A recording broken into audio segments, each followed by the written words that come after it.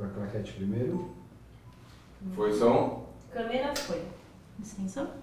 Investigação criminal, caso Ioki, perito Jorge Oliveira, plano 1, take 1. Um segundinho, Jorge. Isso, Ana, perfeito. Doutor, foi um caso pericial um pouco diferenciado. Sim, por vários motivos. Primeiro, que era um corpo decapitado e esquartejado. Segundo, ele deu entrada no Instituto Médico Legal de Cotia em épocas diferentes, tá certo? Não com grande intervalo de dias, mas não sequencialmente e não em prazos regulares. Os exames foram feitos de acordo com o encontro das partes que foram acontecendo também, é isso? Exatamente. Conforme cada parte dava entrada no Instituto, essas partes eram analisadas isoladamente. Cada segmento que dava entrada no Instituto, ela era realizada em seguida, sem associação com outras partes, tá certo? A não ser para ter-se a noção de que fazia parte do mesmo corpo. Até então a cabeça não havia sido encontrada, ou já havia sido encontrada? Não, a cabeça ela deu entrada numa fase posterior, mas não antes de todas, tá certo? Doutor, existe alguma razão pericial por fazer essa perícia separadamente? Olha, a razão pericial de fazer-se separadamente é para que você não tenha indução na próxima parte que você está examinando. E qual foi a constatação, de acordo com as partes? Havia diferença? Qual foi o laudo pericial de cada uma delas? Olha, o que houve é que o membro superior de direito não foi enviado ao Instituto, porque não fora encontrado. Tá certo? Agora, você analisando as partes, no final você tem um conjunto do todo. Tá certo? Para ver qual que era a parte importante ou qual é a sequência para você chegar à causa-mortes. Dá para se saber a sequência do esquartejamento também? Olha, o que se dá para ter certeza é que o primeiro órgão a ser esquartejado ou separado ou seccionado foi o da região cervical. Tá certo? Com prosseguimento dos membros superiores. Apesar de você não ter o membro direito, superior direito, você tem a ferida. Então, pela ferida onde foi seccionado, dá para chegar a essa conclusão. Agora, o abdômen que foi seccionado e ao nível de articulação de joelhos, não dá para seguir, não dá para estabelecer uma sequência. Na verdade, qual foi a causa-morte do Marcos Matsunaga? Olha, o Marcos Matsunaga apresentava um ferimento por projétil de arma de fogo na cabeça, tá certo? O corpo esquartejado e presença de sangue nos espaços aéreos, respiratórios, intrapulmonares. Então, o que nós temos é o seguinte: como raciocínio é que o ferimento por projétil de arma de fogo na cabeça não fora mortal. e que a causa mortis foi provocada pela inundação das vias aéreas por sangue, visto que para a penetração de sangue em vias aéreas abaixo de brônquios principais, brônquios secundários, tem que ter uma biodinâmica respiratória ativa. Que seria impossível se ele já estaria morto com o projétil na cabeça, é isso que se supõe. Por esta conclusão, o ferimento no crânio pelo projétil de arma de fogo não fora suficiente para cessar todas as atividades biológicas dele, mas ele ainda estava com função respiratória. Então houve essa inundação do sangue depois dessa primeira decapitação? Sim, teve, para a entrada desse sangue, a hemorragia originária é da secção da região cervical. E aí sim deu-se a causa da morte dele? No nosso raciocínio, esta foi a causa mortis, porque não havia modo desse sangue entrar em vias aéreas, em bronquíolos e alvéolos. Ou seja, na real dinâmica do crime, a Elise dispara o tiro, faz a decapitação, faz o corte, e aí sim ele vem a óbito para depois ela começar a esquartejar os restos dos membros. Olha, nós não temos o tempo, tá certo?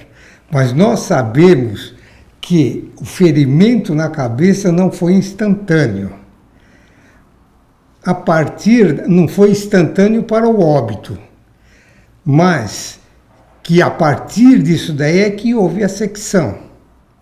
Tanto é que ela permitiu que o sangue resultante da secção fosse para o pulmão, através de uma respiração ou movimento ativo, inspiração. Doutor, ela teve também bastante tempo após o crime para continuar esquartejando e sair do apartamento com todo o restante do corpo nas malas, certo?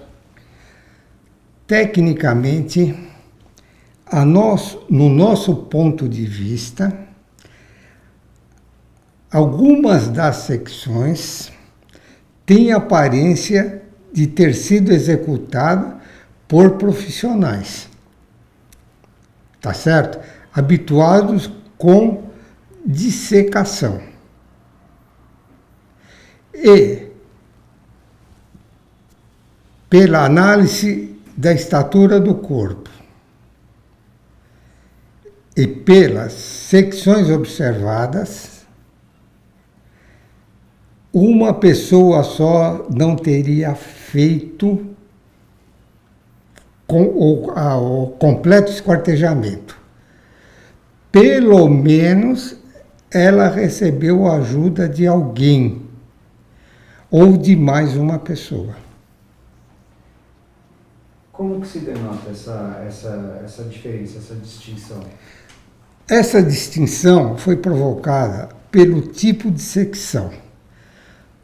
A secção a nível de articulação dos joelhos, ela é uniforme e limpa. A da região cervical e das axilas, elas têm retalho de pele e tentativa de acerto de corte, de linha de corte. E tem mais uma. É o seguinte, a secção do tronco, tá certo? Foi realizada por profissional. Por quê? Porque era uma secção uniforme, não havia sangue na cavidade, as alças intestinais estavam íntegras. Ou seja, a pessoa que fez deveria ter muito conhecimento para conseguir fazer com que não se pegasse nenhuma alça intestinal? Algo do tipo. Tem que ter conhecimento. Um aprendiz não faria isso. E aí o corpo seria encontrado completamente de outra maneira? O corpo teria sido encontrado completamente de outra maneira? Sim, teria vísceras cortadas, órgãos lesionados, tá certo? A superfície de corte não seria plana, seria em outra direção.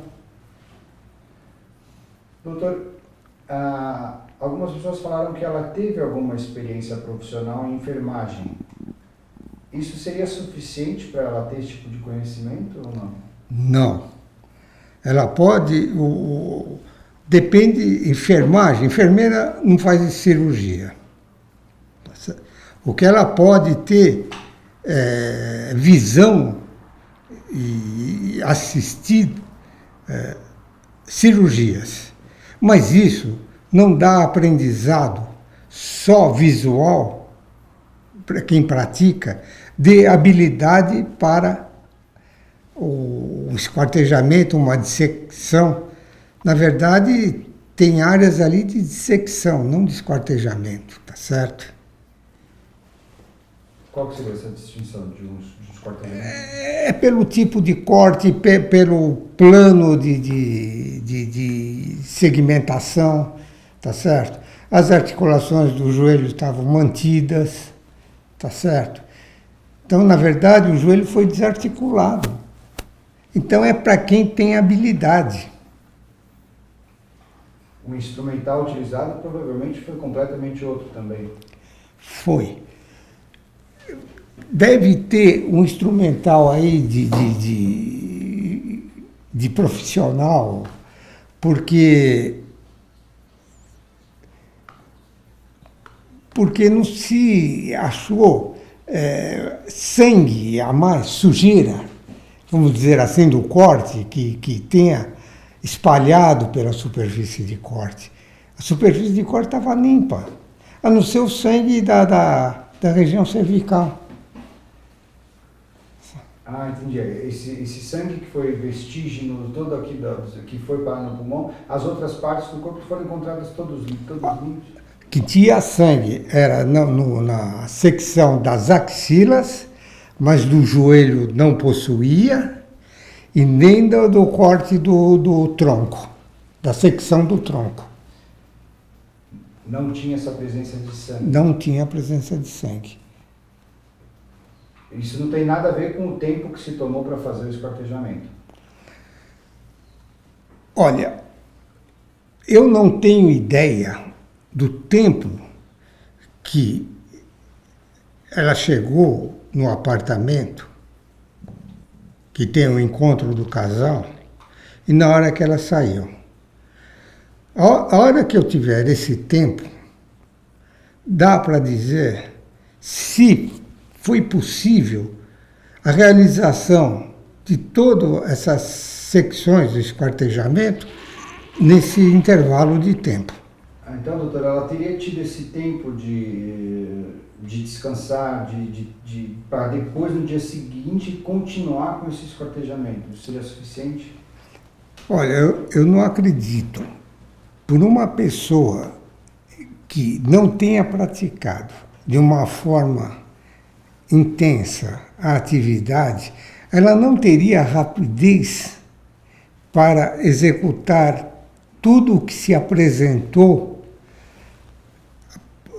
na hora que se recolheu os corpos, os restos dos corpos,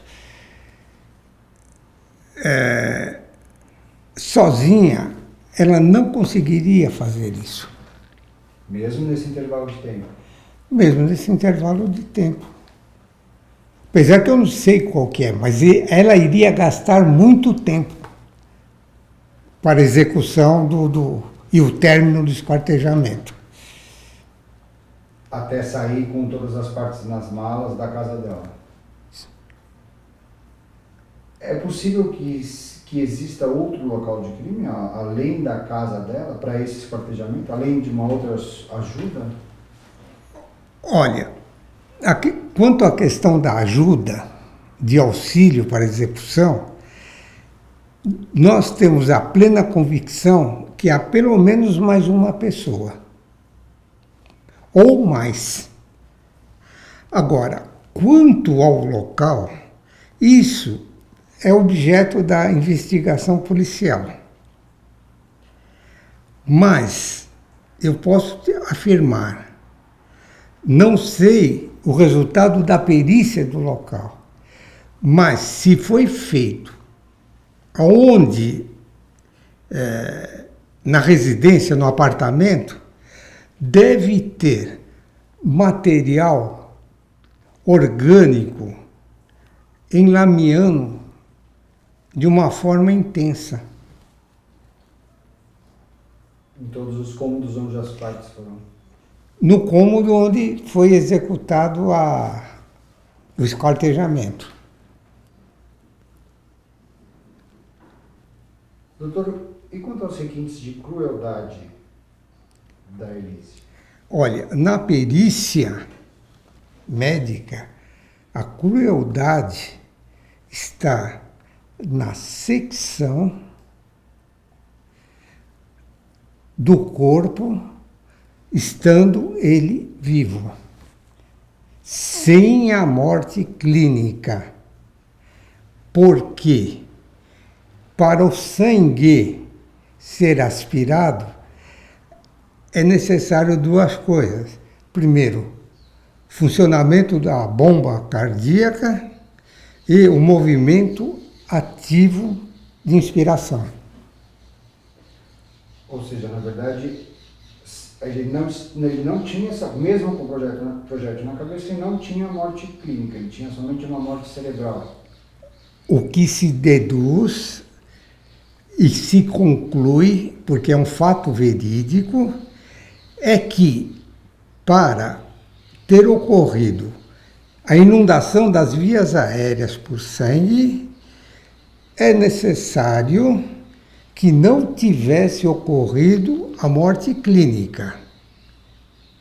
A morte cerebral poderia ter ocorrido, tá certo? Mas ela não é absoluta para dar a morte clínica. E isso então seria o que aumentaria a crueldade e a perversidade desse caso? Sim. Tá. Só para a gente entender, a gente vai reclamar, só para a gente deixar bem claro isso. Bom, tá gravando? Tá gravando? Na qual coisa a gente corta? Não. Tá.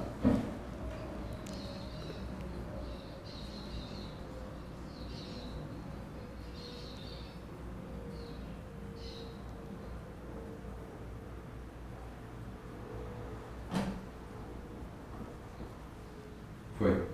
Doutora, ela, enfim, de qualquer maneira, acabou respondendo pelo crime, sendo condenada, mas essa questão a respeito da morte dela, na sua opinião, fica muito evidente essa crueldade por causa da morte clínica não ter sido ainda efetuada com o projétil, é isso? Só para a gente entender um pouco. Não, a crueldade se caracteriza pela ter iniciado um esquartejamento, tá certo? Estando ele ainda vivo. Não havia morte clínica, mas ele tinha um ferimento no cérebro. Quer dizer, mas naquele instante do esquartejamento não ocorreu a morte clínica. Então ele estava vivo. E depois ela continuou com esse esquartejamento. Primeiro pode ter sido de maneira mais brutal ou provavelmente mais por ela, e posteriormente não se sabe como. A partir do instante que você fez a decapitação, tá certo? Com certeza ocorreu a morte clínica.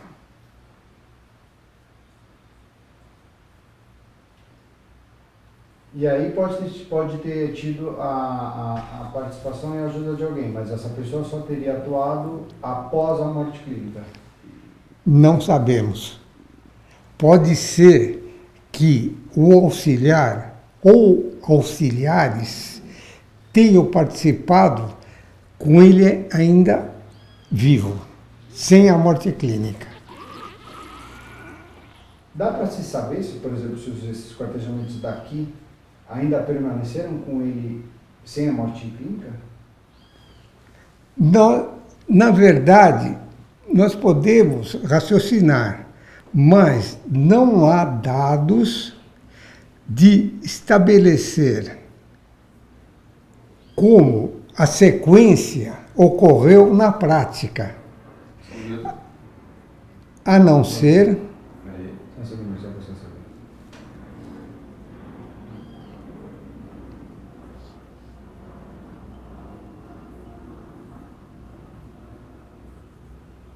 Podemos. a não ser de quem participou desse esquartejamento. Doutor, só para a gente ir finalizando, quem na sua opinião era a Elise? Por que ela teria feito algo tão cruel dessa maneira? Depois você dá um intervalo. O problema é o seguinte. Olha, no ponto de vista particular, tá certo? Todo o homicídio, com agravantes ou não, tem um componente emocional. E isso vai depender da sua vivência e de sua conduta anterior. Como perito, o que mais te chamou a atenção nesse caso? O que me chamou a atenção, isso é que quando deu a entrada do tronco do EML, o tronco seccionado, percebeu-se ou percebia-se que era uma pessoa economicamente diferenciada, em virtude da peça íntima que trajava. Ou seja, não seria um caso... Não seria uma briga aí comum de rua, tá certo? Tínhamos um cadáver de uma pessoa diferenciada dentro do Instituto. E após isso é que foi reconhecido o corpo, foi encontrada a cabeça, né? Foi reconhecido o corpo do Matsunaga. Foi reconhecido visualmente pelo irmão na hora que nós recebemos o segmento cefálico. E foi identificado agora não sai, por impressão digital, tá certo? Técnico-científica pelo Instituto. Aí conseguiu se reconhecer o corpo. Sim, apesar de ter sido com a mão esquerda, tá certo? Mas por um trabalho mais aprofundado, conseguiu se identificar pela mão esquerda. E sobre o laudo pericial, o que mais chamou a atenção e também sobre essas divergências a respeito do caso, se houve ou não a participação, se é mais cruel ou não tão cruel? Como conclusão do laudo, na opinião deste perito, nós temos, primeiro, certeza de auxílio de mais uma pessoa ou mais. 2, 3, tanto faz, tá certo? Segundo, que a morte dele se deu por asfixia, por aspiração de sangue sanguíneo e não pelo traumatismo crânioencefálico que apresentava.